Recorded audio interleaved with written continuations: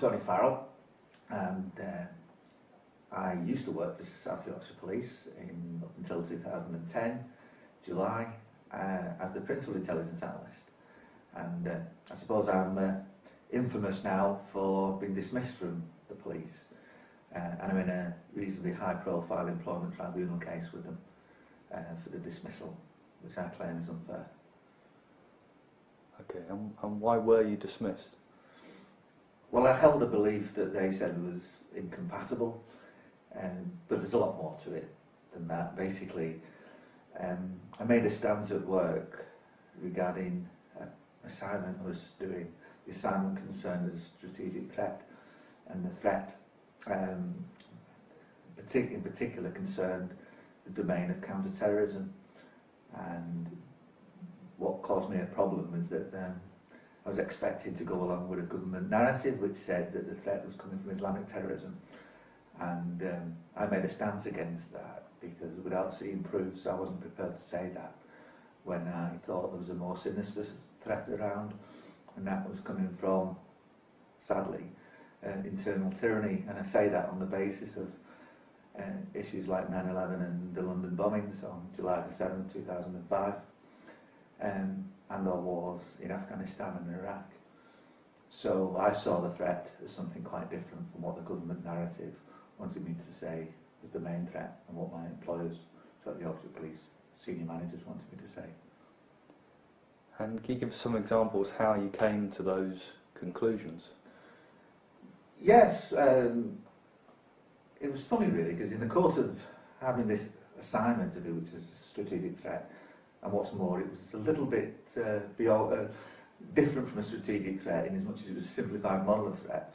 I simply had not anticipated a problem, and I dropped on in the week before the assignment was due, which was on the 8th of July 2010.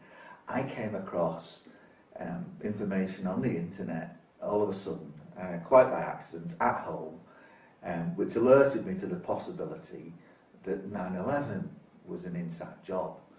Now that came from sources such as Alex Jones, Jesse Ventura at first. That was what I dropped on in the first instance, and that prompted me to look at other things that were available readily on the internet, which included the film Loose Change and 9/11 Ripple Effect.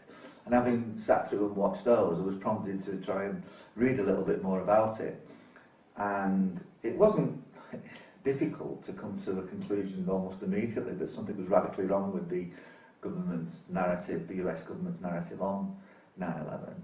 And I was familiar with issues such as the New World Order and what was underpinning that. So I did see 9/11 immediately. I was alerted to the possibility. I saw that as an example of the New World Order at work, and I was horrified and shocked. And the problem I had with that was it immediately put me in a difficult position, because I knew in a week's time I was expected to be in front of a board at South Yorkshire Police giving a presentation which was producing the strategic threat assessment matrix, where top of the table in the threat stakes would be the threat coming from Islamic terrorism. And my way of thinking was that I no longer believed that this was 19 Muslim suicidal maniacs that crashed into that building. I believed it was something different, and an inside job deliberately perpetrated to blame the Muslims in order to justify an aggressive foreign policy agenda in the Middle East, which was, the wars in Afghanistan and Iraq that were to follow close on the hand of this. So I saw it as something sinister, and of course without proofs I wasn't prepared to lie, and this was just on the basis of 9/11 alone. So I was thrown into a state of shock, and I was at work. After it dawned on me, I was at work the next day, and I was struggling with the assignment then, in terms of how do I cope with this. If I stick my head above the parapet, I'm in trouble. And I actually went and spoke to a minister at lunchtime and said, I've got a crisis of conscience. And he said, have you, shocked by what I told him about 9/11. Bear in mind this was open source information, so I wasn't breaching Official Secrets Act. But I simply got the shock when he turned around and said, "Have you thought about the London bombings?" And I was rocked back in my seat, and I'm a bit embarrassed because I hadn't actually considered the London bombings by any stretch of the imagination. But when I got home that evening, I resolved to check out the London bombings, and with the expectation of reassuring myself that at least it wasn't the case in the United Kingdom, because I couldn't at this stage believe that our government would, be capable of doing such a thing as fabricating a story on the London bombings. But when I looked at it at home, I was immediately worried, because films like Mind the Gap, Ludicrous Diversion, that were 7/7 Ripple Effect, were readily available on the internet. I watched as many videos that I could, and then read the official account, and that immediately alerted me. And on the back of 9/11, I felt as though I wasn't now able to say that the threat was coming from Islamic terrorism, and the time was approaching when the assignment was due. So I went in to the police, my Director of Intelligence, on the 6th of July with a bit of a red alert saying, look, the internet is exposing 9/11, and people are waking up to it. I says, and it's also exposing the London bombings. And they said that in itself is a problem for community cohesion. As people start to wake up, there will be massive widespread distrust in the government. And of course, I was a bit reluctant to go full frontal with this, but I did say, and by the way, I don't believe 9/11 anymore, and I don't believe the London bombings was as a government narrative anymore. And you're expecting me to say that the threat was from Islamic terrorism in a day's time. Would you please show me some proof? Now, just that alone alerted my Director of Intelligence to that fact. My Director of Intelligence then said, Tony, you and I will never get them to tell the truth. So he didn't say I was wrong. And he said, we're just the government foot soldiers. So basically, they were asking me to skirt around the notion of it being an inside job and carry on as normal and say that the threat was coming from Islamic terrorism. They also asked me at that point in time, just by giving them that alert, to go to occupational health and get yourself checked out. Admittedly, it was a bit. This was a courageous thing to do for me, to stick my head above the parapet, knowing that it could land me in big trouble. I wasn't naive, but I didn't expect them to sort of immediately push me towards occupational health. That in itself was menacing.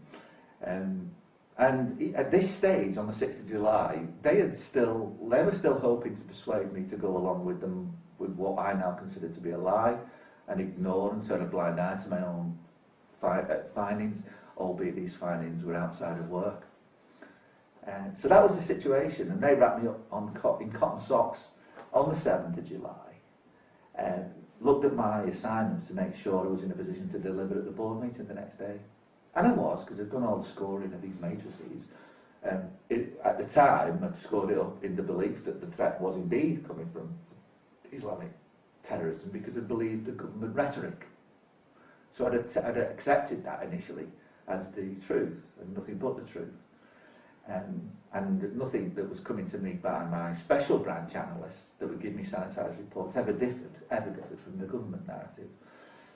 So I suddenly saw this as a challenge for me. Do I perpetuate the lie and just accept the government narrative and hand out a strategic threat assessment matrix, knowing what I know? And I come to the conclusion my conscience wouldn't allow me to do this. So although they thought I was going to do it, I was going to go along with it on the 7th. By the time I got home on the 7th of July 2010, exactly 5 years to the day of the London bombings, I resolved that my time had come to make a stance the next morning. So my tactic was to get in work extra early. So I got into work at 6 o'clock in the morning. And I looked at all my assignments that had all been prepared to delivery for the board meeting that afternoon, and in particular the front sheets of the strategic threat assessment matrix. And I'd scored it all up in accordance with what I considered to be the threat and harm and the risk. And I looked at it and said, this is all rubbish in the context of 9/11, 7/7 being inside jobs. So basically I bastardised the whole front sheet with the scoring system and put in some ludicrous looking scores, but focused in on the counter-terrorism domain and focused in particular on 9/11 and 7/7. Now the strategic threat assessment matrix fed the control strategy, and I was also delivering the control strategy that day, or a proposal for the control strategy, which again had a front sheet, and that covered up to about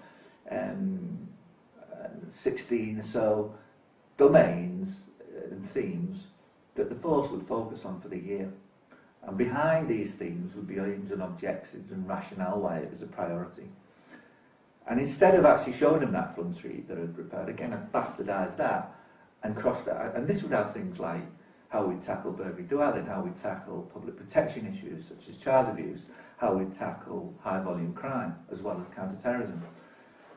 And I just completely crossed out everything as irrelevant other than the counter-terrorism domain, where I put in a little note in large font size, 9/11 truth, 7/7 truth.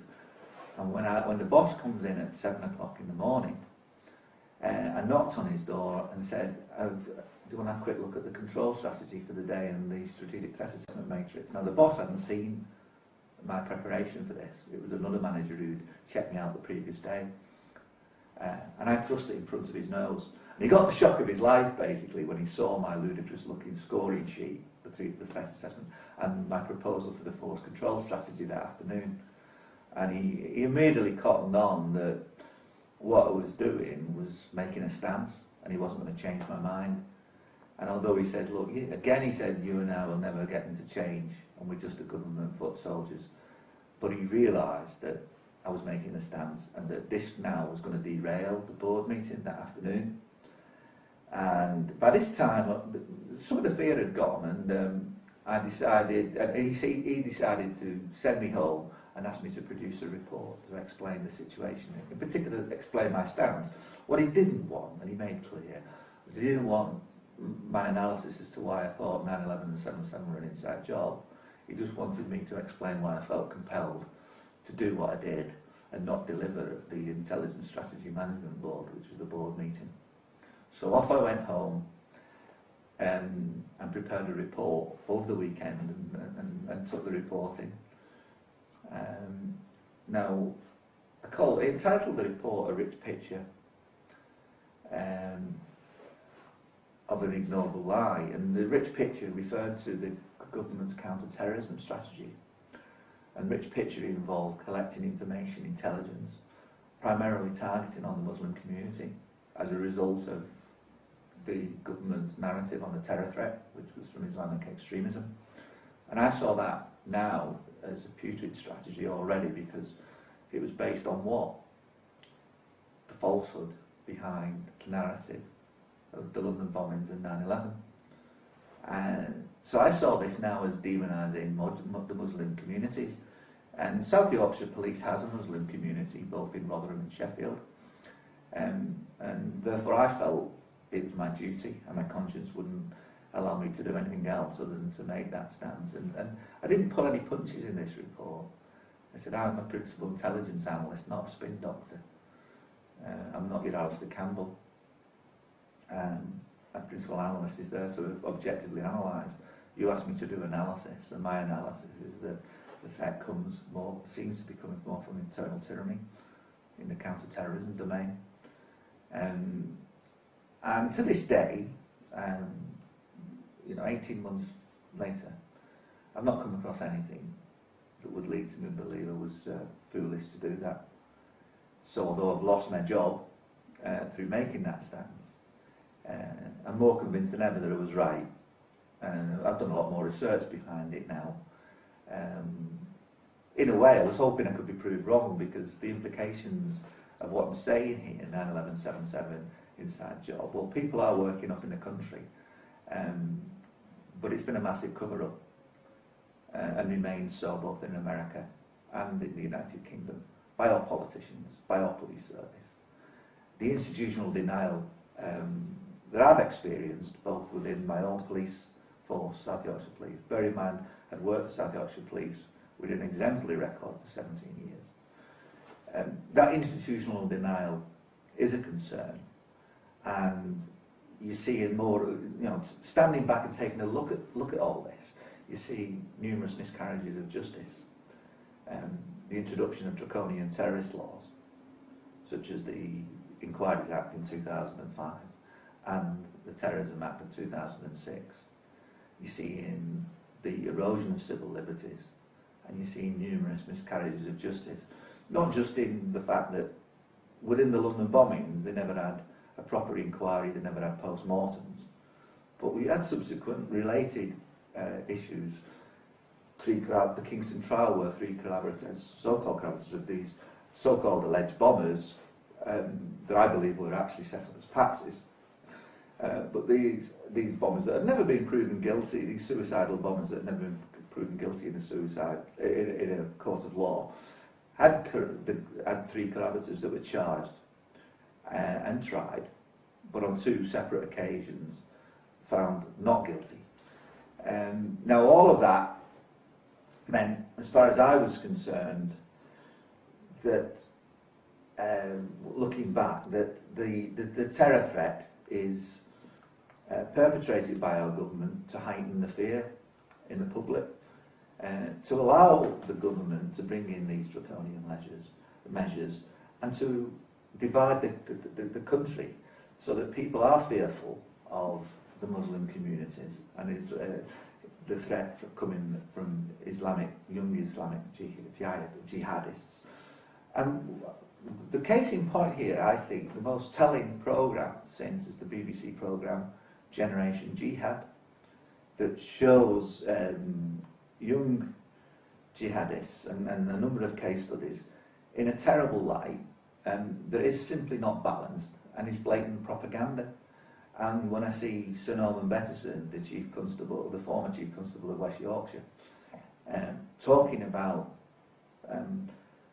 this going on for the next generation without being satisfactorily resolved, without the merest mention of the possibility that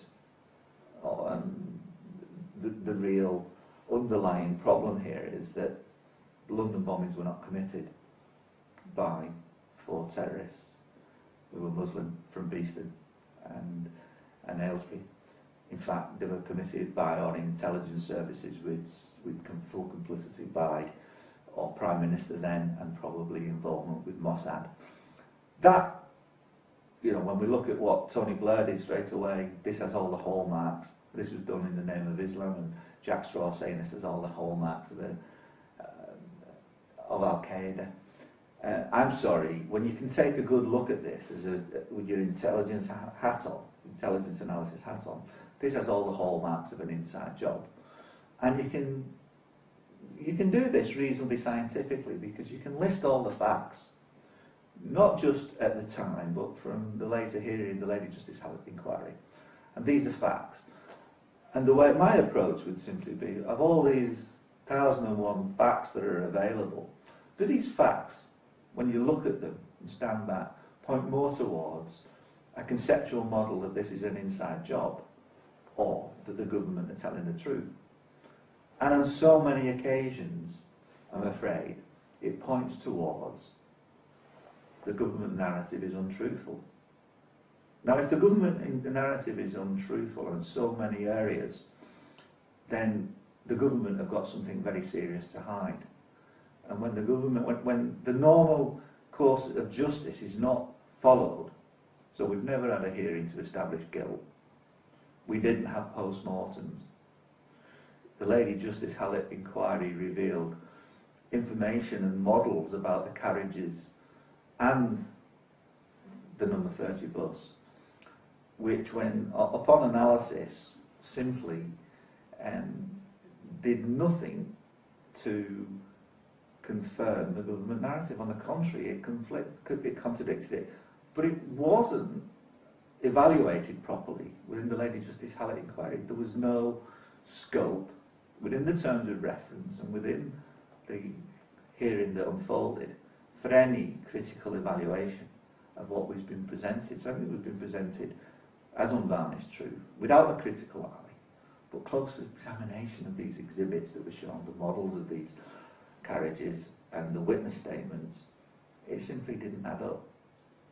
So there are so many anomalies that just like 9/11, it's blatantly obvious that they were inside jobs, and it's not rocket science.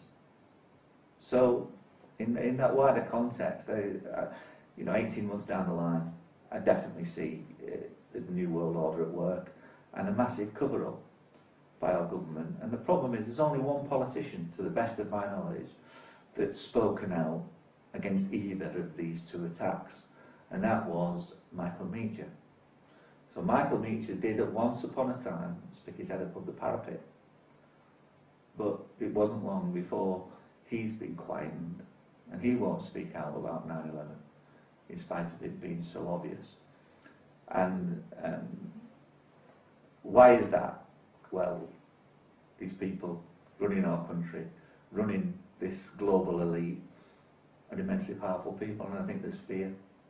There's fear to speak out, there's corruption in high places, and there's cowardice. And I think in my situation, it's disappointing to be dismissed, but I'm going through an interesting employment appeal whereby the way it's turned might allow me to produce the analysis that so far has not actually appeared in the court itself, in the employment tribunal. So at the moment, my case is still alive, going through to the Employment Appeal Tribunal in London, where it's been fought on the Public Interest Disclosure Act. Now, that offers me a chance to reveal the analysis that I have, to reveal the deficiencies in the process that I was asked to do, which was a strategic threat assessment matrix. And on both counts there's a duty of care for me, because one, I was alleging criminality on the terror threat, and the fact that I was alleging state complicity with the London bombings. Now, under the Whistleblowing Act, or the Public Interest Disclosure Act, I should be entitled to do that without fear of being dismissed. And on the second area, I have been, as a principal intelligence analyst for 2 years prior to 2010, I had been the biggest critic of the strategic threat assessment risk matrix models that were being asked to be introduced by the National Police Improvement Agency and being checked by Her Majesty's Inspectorate for Constabulary, the HMIC. But my first degree was applied statistics, and I saw these models that we were being asked to produce as a gimmick and totally unreliable and invalid from a statistical viewpoint. And then more to actually confirm a narrative rather than to analyse what the threat was. And these were very hideously crude models that didn't make sense, yet principal intelligence analysts across the length and breadth of the country were producing these for senior management to confirm the decision making that was already being made. And inevitably, what the government was coming out with, and MI5 were coming out with, was a very dumbed down threat level assessment, which had 5 categories. Critical, substantial and severe were generally, it would hover between those 3 over time. But you're never told when it varied and when it lowered or higher what was the basis of it. But it was there to lead the people to believe that there was a threat. Invariably there was a threat likely. But as I say, with 9/11 and 7/7 not being committed by Islamic extremists, but more perpetrated by our internal intelligence services and government, who could you trust here? I felt that these threat levels were deliberately there to exaggerate a fear. So it was a bogus threat that was being created in the minds of the public. The public were accepting this, and as a result of them accepting it, were clamouring for work, and this was justifying the aggressive foreign policy and justifying the implementation of draconian legislation that was coming in, and the erosion of our civil liberties at a time when we're going through a time of austerity and cutbacks. And this was now becoming so serious, I believe, that it was tantamount to becoming a police state, a fascist police state. And I think the way that I've been treated is a case of institutional denial. From the time I got dismissed in September 2010, going through the appeal process at the South Yorkshire Police Authority, which was in November 2010, going through the Employment Appeal Tribunal, which happened on a number of occasions in May 2011 and in September, where there was a 3-day substantive hearing for unfair dismissal. All that I experienced, and I encountered institutional denial within both the police service and the judicial system, and a propensity to tell untruths in order to protect reputations. And I think that's sad for me to have to relate back to any audience that having worked with the police for so many years, that and work colleagues, that they're not brave enough to face up to the truth. And I know really that when a director of intelligence said, you and I will never get them to tell the truth, and when the director of finance in dismissing me says your views may well be correct, but it's incompatible with where we are today, they're saying to me in the code, we know you're probably right, but we're not prepared to do anything about it, so we've got to get rid of you.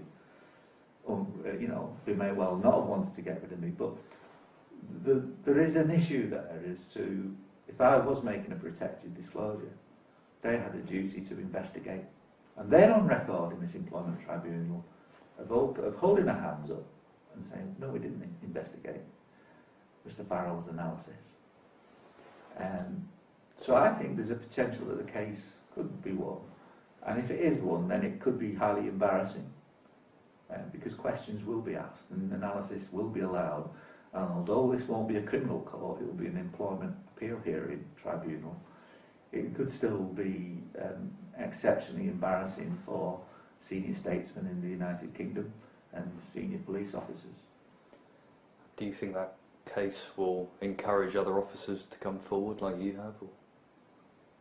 Well, I would hope so, but there's two ways of looking at it, because I think use me as an example to say, look, if you step out of line, this is what happens. We just get rid.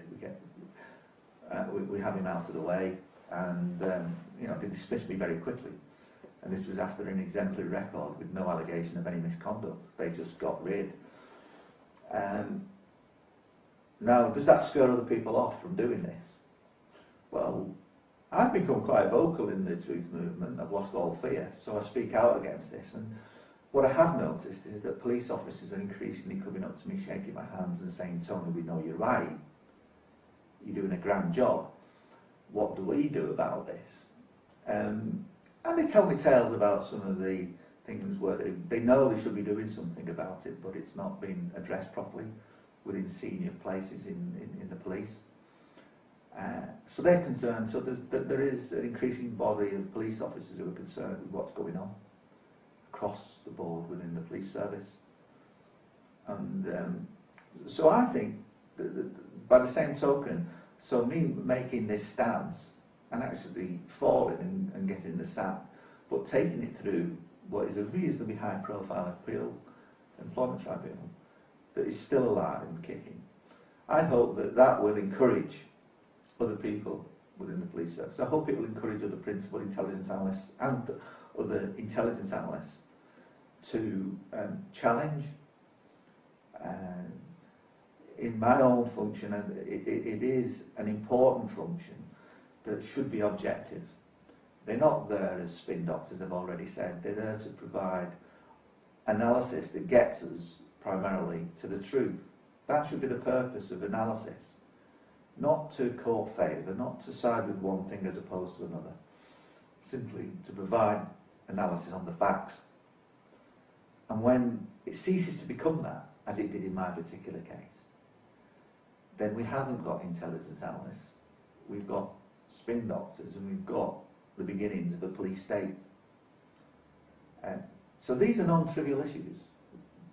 this couldn't get much bigger than what we're talking about. 9/11, the terror threat, the London bombings that led to the wars in Afghanistan and Iraq, and now you look at what's happening with imperialistic designs with America, backed by our own government, within Libya, within Syria, and I dare say it's frightening what's going on with Iran.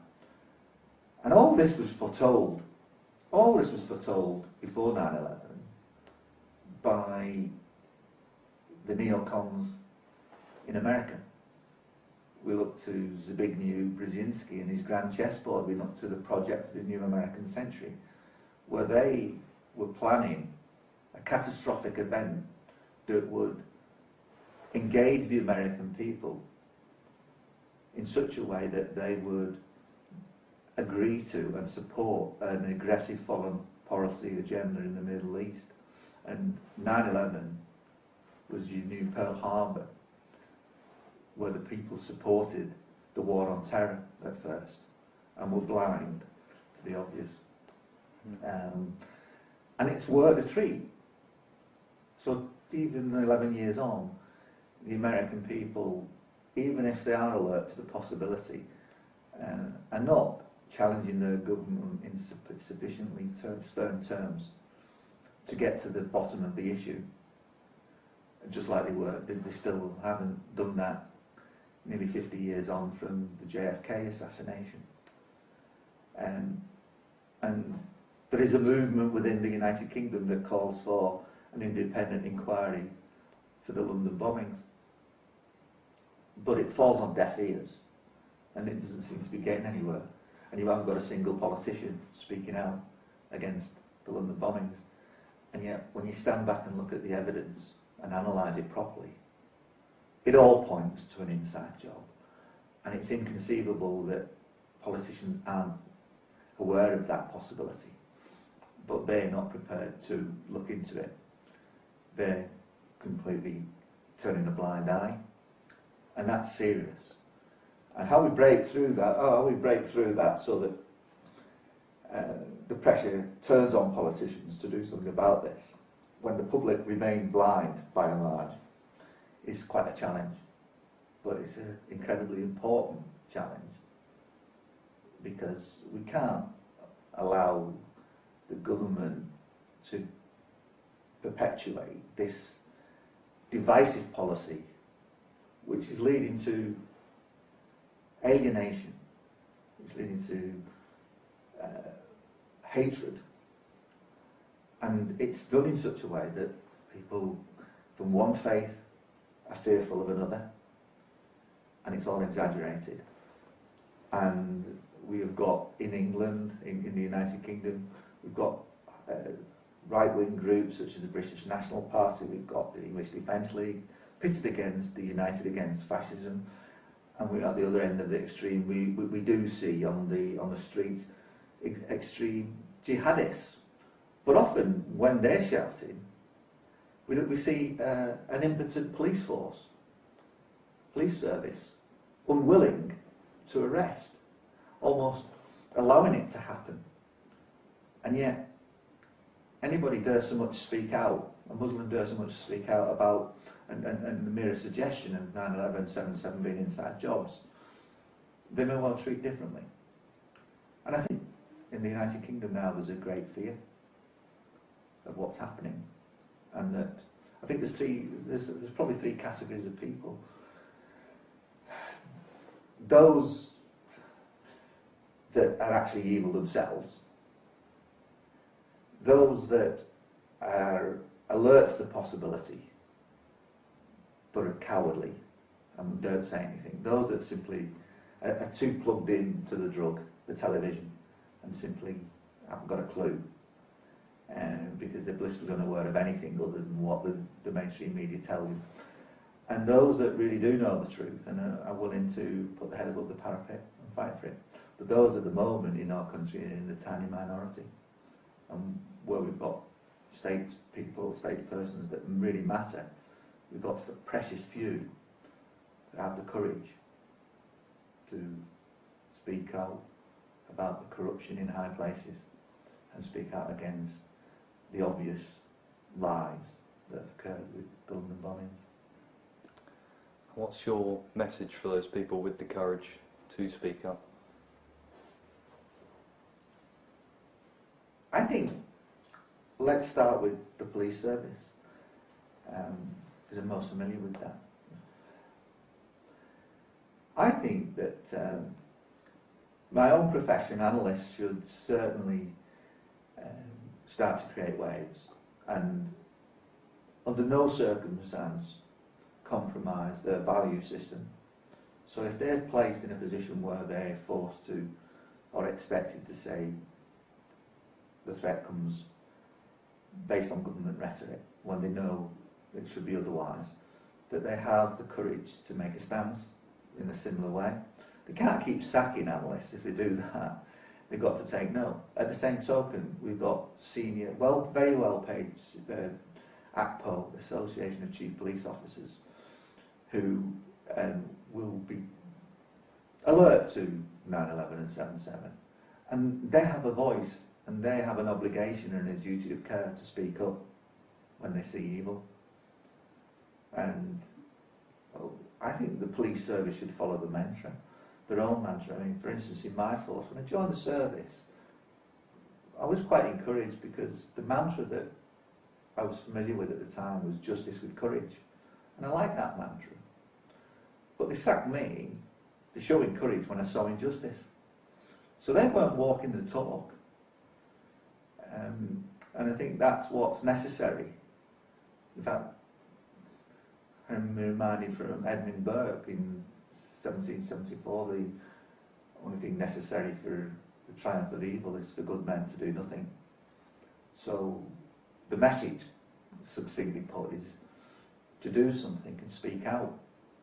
And for those in senior positions to start shouting for the rooftops. And I think there is a chance that the police will become divided over this. But if the police remain silent and complicit, then we are spiralling towards a police state. And I think there are too many good people in the police service to allow that to happen. So I'm optimistic if the message can be put out forcefully, then I've got hope that the police will start to heal itself.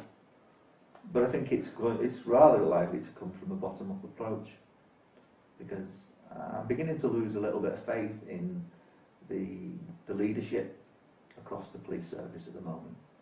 I think we have problems with Freemasonry, and we have problems with corruption. We have problems with the New World Order and the agenda, the common purpose agenda.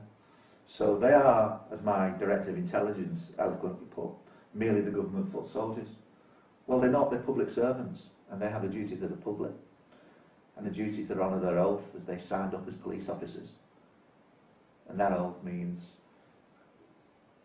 putting into practice, and it is a question of justice with courage, and standing for the truth and for justice. And there can be no sacred cows. So the government, the intelligence services are not exempt. So when they have committed murderous criminal acts, somebody somewhere in the police service at high rank needs to stick the head above the parapet and take action. And that's my hope and that's my plea. And I hope that enough good people in the police service start to wake up and galvanise into some effective action.